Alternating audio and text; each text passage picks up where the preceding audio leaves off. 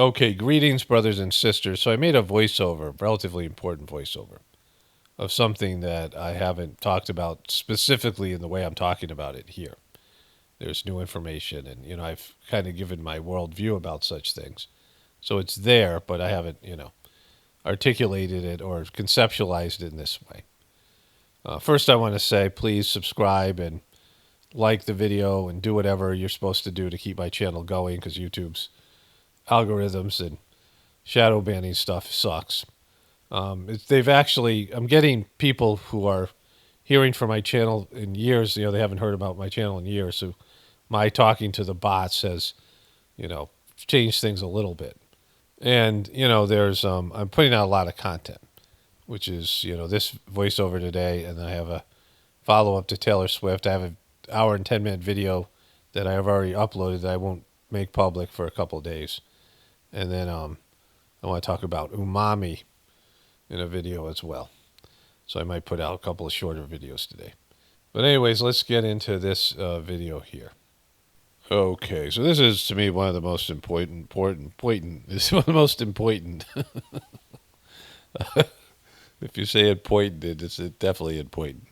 Voiceovers that I've done. I'm going to talk about the truth community and the conflict. Not really the truth community. The conflict has almost nothing to do with the truth community.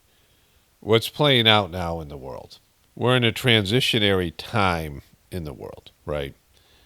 And so, there's the X-Men wing of the mutant wing of the comic book, the Marvel comic books, where you have these human beings who have powers, right, who are somehow different, and they have a different gene, and they've mutated. The human beings have mutated. And now there are these groups of people who have powers which, fit into the comic book narrative. It's a simplistic narrative that's based in something that would sell comic books and people would go to movies to watch it, like a battle of these humans that have special powers that are somehow marginalized and targeted as a threat, right? But to understand the narrative in the way it would play out in the real world, in terms of the evolution of a species, right? And so you find physical mutations in every species around the world, right? So the theory is that human beings came from apes, and I believe that it's there was some genetic tampering and alien whatever it was, in terms of the connection that we have with chimpanzees or gorillas or whatever it is, right? In terms of the other parts of our genetic line, right? You have the canine family, which are the dogs, and you have the feline family, which is cats. You have all these different animals, and you have apes, right? You have monkeys that have tails and apes that don't, right? And we're all supposed to be connected and share a common ancestor. And so if that's the case, and we see this, there's snakes that are, they're lizards that are, they don't have any limbs. They're not snakes, they're lizards without legs, right? Somehow they evolved to lose their legs. Of course, we have animals like the dolphin and the whale and the manatee and these different animals that were once land animals, right? The manatee shares an ancestor with or came from, a common ancestor with the elephant. The manatees and the elephants are related. And so you have these animals that decided, oh, we just want to be sea creatures. And they adapted over time, right? All these things, otters and these types of animals, seals, they're land animals that now are sea animals, or they live in water in one way or another.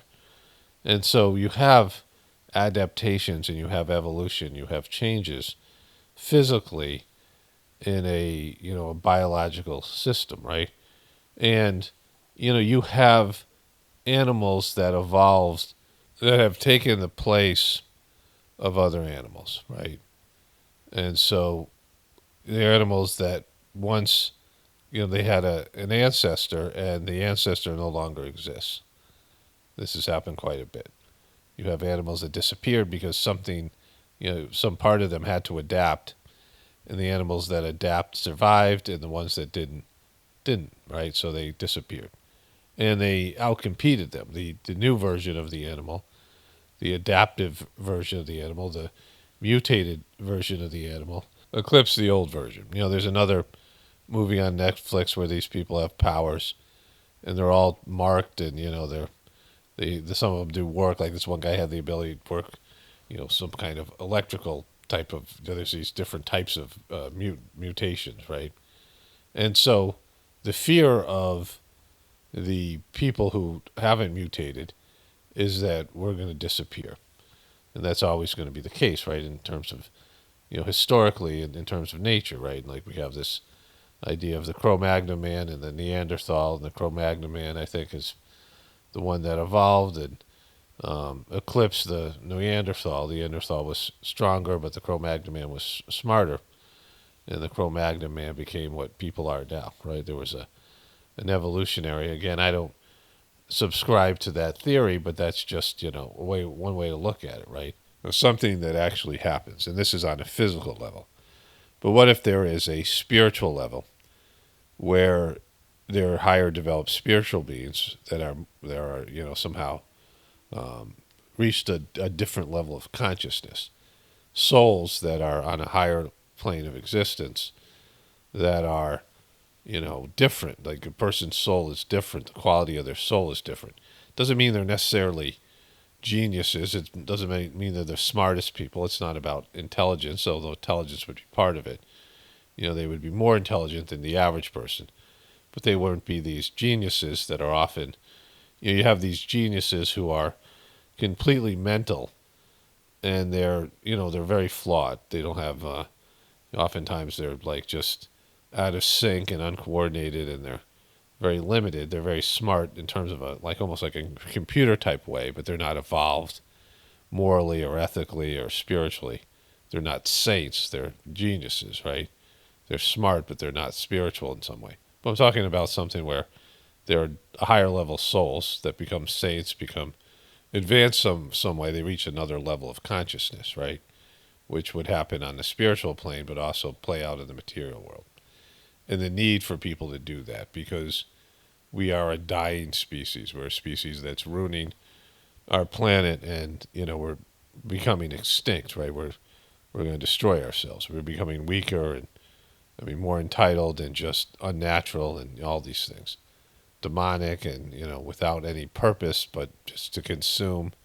We don't contribute anything to the planet. More and more just taking resources for a pleasure-based type of indulgence-based, egotistical-based, demonic-based, away from God's plan and creation, path in life. And we all see it, like we see it to some degree, right? Everyone wants to blame other people, but that's the direction humanity is headed in. And so, if there's going to be if there's God, right, and there's divine contingencies, if there's a divine plan, if there's divine beings that are overseeing the evolution and the upkeep and the maintenance of this planet and its effects on the planetary system, the universal system, there would need to be a contingency. And so there would have to be an influx of souls that are coming from a higher place, whether they evolved here on planet Earth, saintly souls, or souls from some other region. I've said this before, that people think about an alien invasion as these giant, spaceships coming to Earth, and then aliens, descending down and with higher level technology or some way of, we've seen all the movies, the various movies where alien life has eclipsed what's ever going on here with humanity, trying to slave humanity or do whatever. And, that's one way where, you have space travel and you have this, higher level technology where spaceships come to Earth. But a better way is have a variety of souls. I covered this in my book, The Choice. Have a variety of souls from a certain planetary region come in and incarnate in Earth. And why that's better is because humans are better at the conditions here. Like if you came from another planet, your planet would have a different atmosphere, different levels of oxygen, and whatever it is, the various components of the atmosphere. They wouldn't be able to breathe. You have all these like Star Trek movies where Kirk and the crew descend on the planet, and they're not wearing spacesuits. They can breathe the air. But in reality, even a planet like Earth would be different. Its gravitational field would be different, right? The pull of the all of these things, right? So um, it's not a very like if even if you invaded and had superior technology, your bodies aren't really suited to that planet. Temperature wise, I mean, even in terms of there's influx, there's ice ages, and there's various types of things that have happened on Earth. There's always changes going on, and so like let's say you were able to time travel, and you would go back to a time where the atmosphere and the Earth's conditions would be different than they are now. But a better way would be to bring a bunch of souls down and incarnate in, and then you could affect the planet to whatever, set it up for an invasion later on, or just take it over as humans, like as a malignant force of souls that come in and incarnate in these things. And so it's a better way. That would be the real way for an alien invasion. Like there could be these various souls from different parts of the universe that have come down and are now inhabiting human bodies, but are from a different place and have a different agenda. And you could see that playing out here. Like that would make a lot of sense to the different types of people. There's like groups of sociopaths and these other people who have completely different orientation to the planet. But in either case, you have a situation where there obviously needs to be changes. There needs to be a transition, right? There needs to be something different that happens because people are going in the wrong direction. And we have an influx. We are at the peak population of human beings, the largest amount of people that we've had on this planet. And there is a lot of people suffering from malnutrition. A lot of, there's more people alive now than were dead in the past. And so you have a situation where, there's a lot of first time souls. A lot of animals have been, like there's, soul energy on this planet. And you have souls of animals now that are incarnating as people and things who are first timers. They don't have much experience at this, level of consciousness. And so you have a planet that is, the human population is overpopulated, insane, in many cases crazy and unnatural, demonic, going against the divine will, not following our soul's path and being connected to our spiritual essence, and are just here, consuming the planet, right? Consuming the planet with no real, just almost as a parasitic type of behavior. So if there was a plan, right, where, you had to deal with this, you had to rectify the situation. The first thing, there would have to be massive population reduction because you have a lot of souls that are just not capable of abstract thought, not capable of evolution and becoming something more than they are now, right? Just, animalistic type of, souls that are just not capable of higher level thinking and things like that. So there would have to be some ways of depopulation, right? And then there is a group of souls that are on a higher level in terms of their potential and consciousness, but they have deviated from their, people I call the controllers, that have deviated from the natural order. They're disconnected from God, and they have control over this planet, and they are not willing to give it up. And so they're going to manipulate the masses. They spend most of their time putting out lies and psychological operations and things to, creating constructs to block the natural evolution and the release of their control over the earth, right? That they, even holding the earth hostage, threatening to destroy the earth if if their way is threatened, right? If their stranglehold on the planet and the power they have over the planet right now on the human level, and willing to take the whole planet down if they are usurped and their power is taken away from them. And part of that plan is to keep the souls that are here to redeem the planet. People who could be potentially saints, higher developed spiritual beings that are on a higher level of consciousness, and keep them from seeing what their purpose is, keeping them from seeing what they're supposed to be doing here, and get them distracted, get them addicted, get them, somehow, weaken them and distort their, their world view, their ability to see what's going on, right? And the way that would play out is just the massive amount of lies and psychological operation, deception, and things that are going on to keep you from seeing what the truth is. And you can see it, like if you're a person who doesn't get it, like doesn't get why, the whole, you grew up not understanding the concepts behind the motivation for fame and fortune and things like that, right? Like the things that, the American dream. If you didn't understand the American dream, say, and you didn't get why other people were, into the things that they're into, like you're not, you experience successes, you experience things, and you don't feel the same way about it like other people do. It's not that big a deal, and sometimes it's hollow, like hollow victories, hollow accomplishments that feel like you've accomplished something, but really deep down, or it appears that you have accomplished something, but deep down it's like, that doesn't feel right. Like that doesn't feel like it's like I'm not here for that. Like your purpose, you're not. You feel somewhat lost, and you don't have a divine purpose. You don't have a real reason for being. You're just going through the motions, and you're doing what everyone else is doing, but it's not the same for you. You're not like, this is not, there's no satisfaction in it. And you get this feeling, am I crazy or is everyone else crazy? Like, this is the kind of soul that I'm talking about, the kind of person. Am I crazy or is everyone else crazy? Like, do I don't get it or do they not get it, right? And they've done a great job of confusing the higher developed souls and demonizing them and pushing them away from their true purpose. Everybody, away from connecting to God, like all souls, all people, but the ones that are here for, redemption and to create something better here. And some of those people find themselves in the truth community, but not everybody.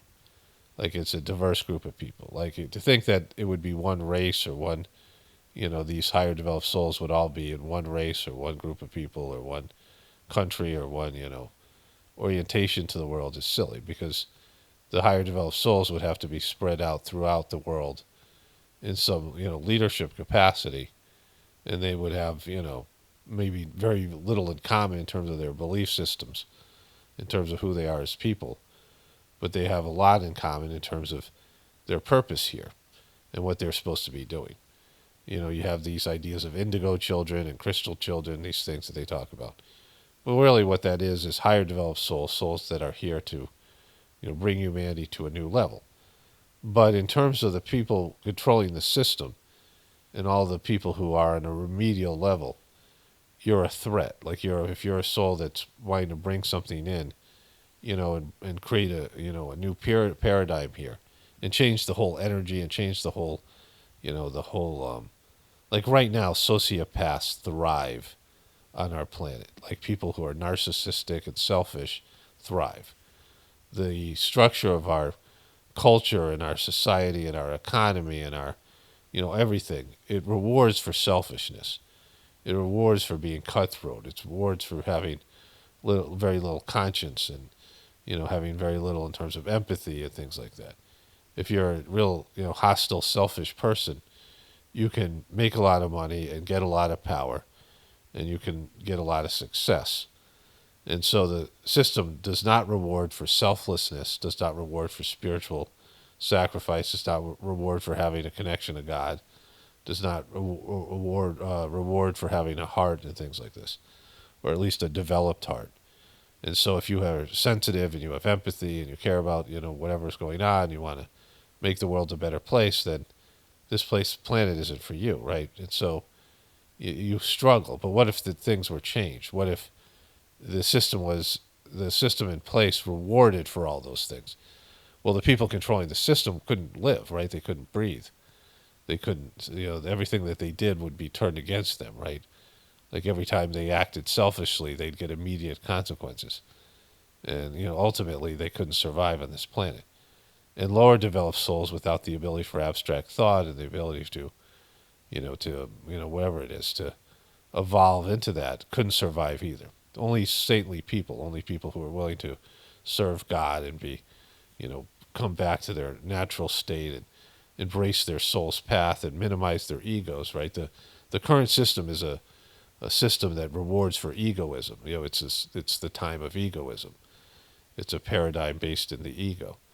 But if that was minimized, and big egos and egos that had hijacked the soul's path and the person's life and things like this would no longer be able to exist. They couldn't, like, the whole condition of the world would be against them, and they would be threatened at every, they would be, eventually just erased from the planet.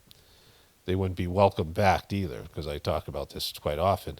If you reduce the population, then there's, what are the souls that are getting born? What are the souls that are getting preference? If you have 8 billion people and you reduce that to less than 1 billion, then 1 out of 7 people, 1 out of 8 people will be able to incarnate back on planet Earth. If you give preference to the higher developed souls, which it would be, because that's, there's a controlling system of the incarnation of people, right? It's just not random and chaotic. If there's a God, then there has to be some order and some system in place. And you didn't allow the lower developed souls or the deviant souls, the controlling souls, the demonic souls, to incarnate on planet Earth. You would have higher developed saintly, people with better tendencies, and they would create a system that wouldn't be anything like the system we have now. So the battle that's taken place is something different than we think about. It's not a political battle. It's not a war. It's not, one country versus another. It's within every situation, with every company, with every government, within, families. You have higher developed souls that are willing to do God's work and are coming down here with a purpose, who are willing to, redeem the planet and change the paradigm and change the way that human beings conduct themselves. And then you have everyone else who wants to control and keep the system the way it is, which is impossible. So they're fighting a losing battle, but they make up the majority of the people, right? They make up the majority of the population. The people I call the controllers, and then all the remedial souls that, they're not, remedial's probably, unevolved, right? Souls that are, not capable of making that next step, that next, leap into in terms of human spiritual evolution. Souls that don't want anything to change. And even though they're not happy, like you have the masses, the mob, you have the people who are, suffering right now because of the unnatural, the whole wealth creation and the whole, poor, there has to be rich people, there has to be poor, and the whole, everything about it, like everything that sucks about it psychologically. And, when you have a demonic, unnatural system, everybody suffers. And so there's people who complain about the suffering, but they want no part of the solution because they're not part of the solution. Like they have to disappear for the solution to take place because they're not capable of making that leap. And so they might be, they're not maybe demonic in their orientation, but they're limited in their capacity. They're limited as the masses. And so they're just lied to constantly, and they're just, they don't have the ability, and they're, and I don't want to call them like sheeple, because it isn't like they're just all sheeple. There's sheeple who are, lost and they're in a defensive position, but they have a higher developed soul. To identify a higher developed soul, like it's just whatever it is, right? Someone who has the capacity to be more than they are, has the capacity to be more saintly, has the capacity to rise up and reach a higher level of consciousness. And it's not like we can choose who that is because we like them, or whatever, right? Or, or we want to be that. Either we have that or we don't. Either we're willing to work at that, we're willing to, serve God, and we're willing to, abandon the selfish type of orientation of the world, or we're not. And we either have the capacity for that or we don't, right? It's just there. But it's something that has to be worked on and cultivated if you do. Like if you're that kind of person, you're not doing enough right now. If you're that kind of soul and you're being, prevented from realizing your true nature, right? Your ability to become this, part of the solution, right? You're being like hijacked and being undermined, and you're being gaslit, as is everybody else. And so as long as the controllers control the system, and is going to undermine the spiritual people and undermine any sort of spiritual movement and compromise it, and do whatever they can to prevent their their fall from grace. you have power and then you don't have power. Like it's just something that's there. Like it's not something you can pass on generationally. I mean, you can attempt to do it, but eventually, you lose power. And the people running the system and their whole worldview and their whole orientation is being erased, and the system has to come down because of it. Without their system, they don't have anything. Like they don't have any bargaining chips, right? They're not doing what they're supposed to be doing. They have to have leverage, and their leverage is that they can do damage to the planet, and they can prevent the godly divine course of action from playing out, for some period of time. The divinity always wins in the end, right? Because it just does. Like it just takes time for it to happen. It doesn't appear like it can happen, but it is happening because the threat to the people who run the system is obvious. Like they're panicked, and you can see by the changes they're making, decisions, and the kind of system that they are running eventually ends in so much degradation and stupidity and idiocracy and so much lies and deception. When something isn't backed by divinity, it just becomes a cancer, and it eventually consumes itself, right? It destroys everything in its path, and it becomes completely destructive and self-destructive. And the people become self-destructive. They make bad choices. They self-sabotage. They have a soul there's no longer connected to. They're out on their own, and it's an ego, living a demonic, unnatural life, and it is cut off from the source. It's cut off from its true purpose. It starts to want to distinguish itself, right? It's suicidal and self-sabotaging, and it just, ends up. I mean, and you have groups of people like this, and they're doing everything in their power to sort of combat those tendencies, but it's a self-destructive type situation. Human beings are destroying the planet that they live on, and that's and then all the other things that go with that, right? You're no longer part of the flow, right? You're no longer part of the symbiotic relationships that have to happen to keep this planet going. Where things are mutually beneficial. You have one species that's just consuming everything else and destroying everything in its path, and no longer working in a cooperative way with the other creatures that inhabit this planet and the divine system that keeps everything in balance and manifests itself in a productive way where there's a flow to it, right? There's a natural flow of creation and preservation and destruction, and things are moving and changing and always evolving, and people do their time on planet Earth, and they accept their death, and they make the world a better place in some way. They contribute to its spiritual evolution, and creatures of all types benefit from the presence of a higher developed soul, like some soul that is that has the right to be a human being because they have spiritual capacity to uplift the creatures and the fellow beings and the fellow humans and all the everything around them, right? They make the world a better place. They elevate the consciousness of the planet, right? And that's instead of bringing it down to some demonic, crazy, twisted level into some horror show, some horror movie where everything is, like going against what should happen. What's supposed to happen, like that Smith character in The Matrix, when he said that he knew what he was supposed to do, which was die. He just refused to do it. You've gone rogue in the worst possible way, away from the divine system, and you're no longer participating in the creation the way that it was designed. But in that, the majority of people realize, on some level, that they're no longer going to be a part of the future, right? They're no longer a part of this earthly experiment. Where their souls go, whatever they do, is not going to be here. Like there's people or souls that are willing to make the thing a better place. They're willing to do God's bidding and things like this. And then there are souls that are, no longer welcome because they've either gone a deviant path or just not on the level that they need to be to make that happen, right? To be a part of the paradigm shift. And so right now it looks bleak for the souls that are willing to do that because it just is. Like it just seems that way. So things have to change. There have to be events in the future that tip the scales because the higher developed souls, the souls that are here doing God's work, are being compromised. They're being sucked into the system. They're being undermined and cut away from their their true purpose, and they feel weak and they feel lost, and they don't really, there's not any sort of organized connection between them to where they can, figure out what's going on and come in collectively and make the changes that need to be made. They don't have the money power, the political party power. They're not part of the club, and if they are the part of the club, they've been corrupted. Their soul is, their ego has hijacked their soul's purpose, and they're lost in the abyss of the beastly system.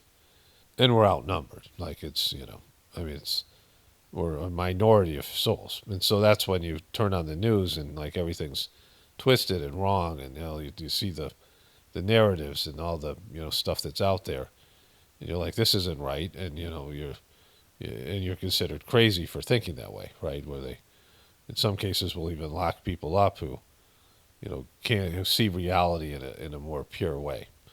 They see through the distortion of the reality, and they're called crazy, and certainly they're pathologized in one way or another. And so this has nothing to do with the truth community, like I said, because the majority of truthers are in the lower consciousness level type of category. I mean, there's people who are seeking truth everywhere and find their way into communities like this, whatever it is, right? But the majority of people just don't have the capacity to be part of the solution. And so they're not, it's not a truth movement as much as it is a spiritual movement.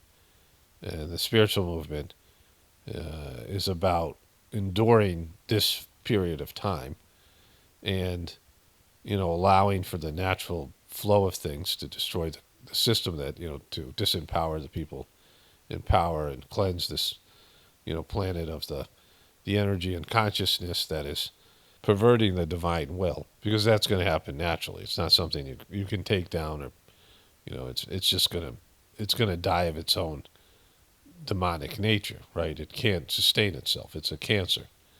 It's destroying the host, right? It's a cancer on the planet. It's a cancer on humanity. It's a cancer on all the other creatures inhabiting this planet, everything. And so it's a cancerous system that is going to die because it's cancer. Cancer kills, and it kills itself, right? So cancer kills the host, and the cancer dies with the host, right? If you have cancer in your body, the cancer is, having its own, form of, cellular structure, and it's, it's an abomination, and it eventually kills you, and then and it dies itself, right? So that's, the process that we're seeing right now. Like a cancer is a metaphor for the beastly system and all the, people controlling it, and eventually it'll destroy itself. And so then, what's left? Well, a reduced population and a chance for redemption, right? And so that's, this idea of pockets of the future, starting to create small communities of people living today the way that, developing the skills and the, more the orientation and the consciousness of the seeds of the future that have to, be planted and have to be, worked on to create something better. Because there's a chance that we fall into complete chaos as the current system collapses, and that's going to be part of it. But at some point, the lower developed souls and the chaos and all of it has to be cleansed, and then people can have direct connection to God and receive instructions directly from the source and from these higher developed souls that are here to uplift this planet. Higher developed disembodied souls that are around the incarnated, people who are here to redeem the planet, right? And so this battle is something like that. This idea of a mutation on a genetic level, but something that's really a spiritual, an influx of a spiritual energy and consciousness that this planet so desperately needs to regain its place in the natural order of things, right? The divine order of things. And if you're one of those souls, there's some percentage of those souls who are part of the solution. I mean, you probably stop listening if you weren't, right? Like at some point it would become, like I got a comment from somebody. I had this Taylor Swift video that got some more views, and I could see an influx of normies, and someone said, well, that's 42 minutes of my life I'll never get back. And I'm like, well, you didn't know it 41 minutes? Like you didn't know it 5 minutes in? Like you watched the whole video and then you determined it was a waste of your time, right? And so, and so, there's the normies, but most people who are, would hear this message, it would be, make them feel uncomfortable. It would be over their head. They wouldn't understand it, or it'd be something that isn't for them. Like it isn't. They're not. They're on the other side of the thing, right? They're in the majority of people that aren't. They're slated for extinction. They're slated for. They're not invited back to this. Whatever's going on here. They're disinvited from the party, and so for those people, it's difficult, and they're not gonna. They'll dismiss it or deny it because their role in this, like you're being cast in these parts, right? And so there's these various roles, and very few people have any place in the future of this planet, right? I mean, if it's 1 out of 8 people, right, 1 out of 10 people, I mean, it depends on how the population is reduced. That's 90% of the population. 80% of the population. This message doesn't apply to. And those people who are so far gone, they have potential, but they're so far embedded into the whole thing, and their consciousness is being dimmed so much by the system, or they're just out and out crazy because of the whatever. Their souls are they're capable of being a part of the solution. They're just so lost right now they can't even conceive of what's being said here. But for those souls that are a part of this, you can look at it in a totally different way. That you're part of the solution and that there's changes coming. And although it looks bleak now, that once the dust settles, you can breathe a sigh of relief. And there'll be, a sense of, well, wow, now this can change, right? Right now it appears it can't change. Like change is impossible because you look at the majority of, everybody, like it's just pretty much everybody, change isn't really desired, and even the higher developed souls aren't embracing change because they're addicted to the system and these things. But once the dust settles and, there's some corrections and medicine given, right, some events happen that weaken or collapse the system, begin the collapsing of the system, and the people who control it. And then there's, the chaos and the fear that ensues, but then there's a sense of, wow, things could get better. Like we could actually build something better now. Like the suffocating of our potential is being released by the collapse of the system. And so when you see that happening, as much as it's scary, it's also one door closes, one door opens. Something dies and something else gives a chance to begin, right? Something old dies and something new is created in its place, right? Something takes over for the the pre-existing system and paradigm that was there. And so, in that way, it's, there's hope because, the events that are going to create the change haven't begun to happen yet, but they're there, like it's starting to happen, right? So there's one more thing I want to add here. So in terms of the Alex Jones, the shill Alex Jones and the info war, the idea of an info war, where you could wake up the majority of people and then restructure the government and save the system. But in his worldview, like Alex Jones is an emotional, demonic, ranting, fake piece of crap, plagiarizer, parasitic, type of scumbag, right? But in terms of that model that many people in the truth community follow, this idea of a deep state, of course, the QBs and all these people. The idea is that the system can be fixed, and the system that they want to revert to was the old time when the Christians and the right wing dominated, and the liberals were were disempowered. The liberals didn't have the money, power, and the positions they now have.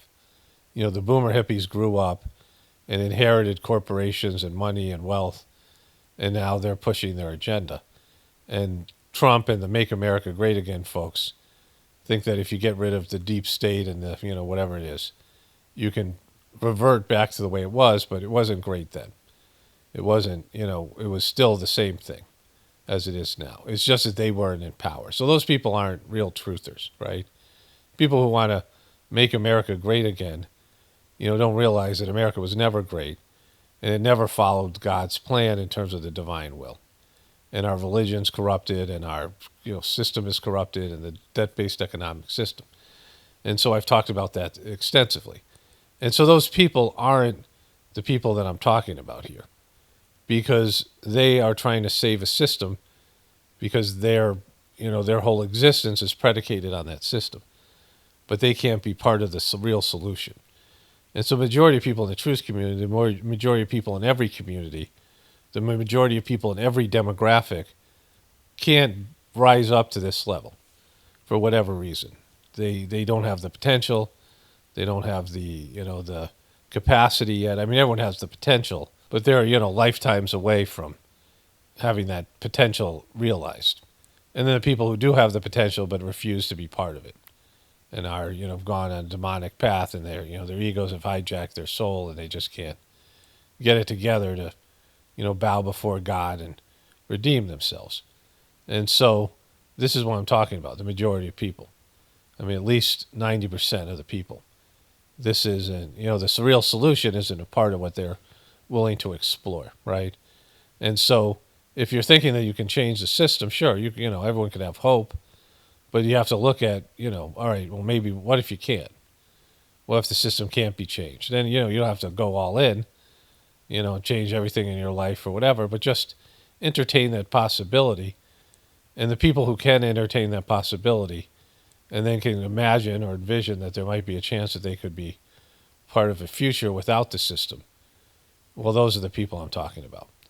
It's a rare minority, and even within that group, most of those people, this is a terrifying idea. But it's an idea that has to be, ingested, because it's happening. Like, one way or another, like, there's no, whether it's terrifying to you, whether it's, unthinkable, it's what's up, right? It's what's happening. It's what's planned. And you could say, well, that's my opinion. Well, it's not really, because, I don't relish it either, right? Like, it's not what I, particularly at this age and stage in my life, those kind of changes are overwhelming, and I know a lot more about these changes than most people, because I've homesteaded and I've done, spiritual meditation and things like this, and I've changed and adapted in so many different ways and evolved that, I've known about this for a while, but still I know how difficult it's going to be in terms of, like, the massive amount of change and the effects that people are going to have when a system that's all they know is this system collapses. This has happened before. This is the first time an empire has collapsed, and it probably won't be the last time either. But anyways, it's just something for people to think about, because this is, a possibility. You have to acknowledge that at least it's a possibility that the system can't be fixed, right? Like, in any kind of situation, you get a car and the car is totaled, right? The value of the car isn't worth the price to fix the car. Or sometimes the car just won't run. No matter what you do to it, no matter how much you try to fix it, it just won't run. And this happens to your body. At some point, your body becomes terminal, right? It eventually dies, and you can't fix it, right? In fact, we're all in that state. We're in a terminal situation because our bodies eventually will give out on us. And so that's just the way it is, right? Same thing with our system. At some point, the system and the countries, think about all the names of, you look at the lands around the world, think about all the times they've changed names and governments and, whatever it is, religions and the population. I mean, just the structure of the earth itself, the tectonic plates moving.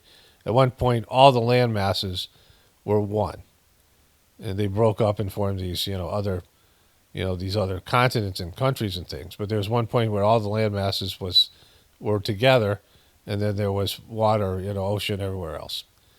And so, there's changes, things change, and there are structural changes. There's changes, species go extinct. The planet's constantly in flux. There'll be a time when this planet's no longer inhabitable in terms of people. There'll be soul energy. Like, there's soul energy on other planets. There's no biological life. And so all these things. There'll be a time when this planet doesn't exist. There'll be a time when this universe doesn't exist. Right? So those are scary changes, like real changes. Like, this is, a smaller change on a scale of a systemic collapse and a collapse of a way of life. But it's not, wholesale changes. There'll still be life on planet Earth, and there'll still be, people. It'll just be different, right? And that's always a possibility. There's always a possibility that something's coming to an end, like a system, a way of life, a worldwide government. Like you lose things. You lose the ability to run. You lose the ability to jump. You lose the ability, everything that you do, right? As you get older, you lose abilities. Like you get into a state as you get older, you're constantly losing abilities. You're losing things that you used to be able to do physically. But there's a maturity and things that come with it, like a different understanding of life, and you're preparing for death. So you have one foot if you're doing things right in the etheric world, in the energetic world of your soul, and you're starting to transition from life to death, and there's a whole thing that happens, right?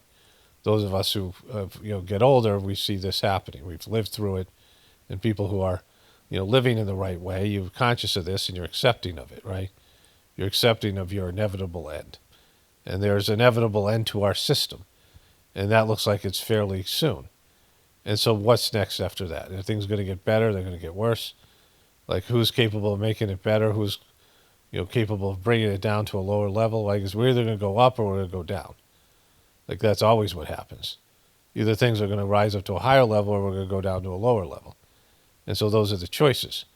And for the higher level, there needs to be higher developed souls that manifest a system based in the divine will and change things, bring us up to a higher level of consciousness. And that's obviously a possibility. It should be, there for everyone to see. And if you can't see it, it ain't for you, right? Like if you can't see it, it's beyond you and you're not a part of it, right? You don't have the capacity. I mean, at least this in this moment, maybe you do have the capacity. You're just too defended and too boxed up in your own, egotistical fears and your personality structure. But the majority of people, if you don't understand it, it's like, well, you're not a part of it, right? And that's just the way it is. Only spirituality will save this world. It's Paul Romano, definitely pointing from the Apocalypse and the Ascension. Everyone have a blessed day and be grateful.